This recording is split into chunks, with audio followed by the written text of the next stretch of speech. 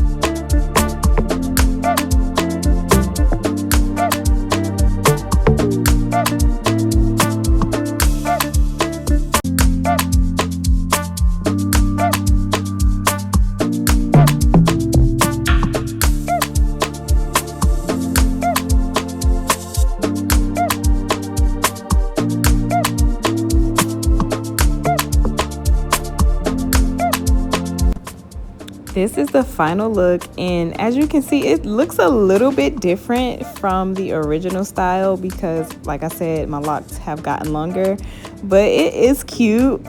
And I think I'm gonna actually wear my hair like this today. So yeah, I hope you enjoyed this video. Let me know in the comments if you're gonna try this style, and thank you so much for watching. Sending you nothing but love, peace, joy, happiness, abundance, prosperity, wealth, health, all the good things. Thank you so much for watching. Don't forget to hit that subscribe button.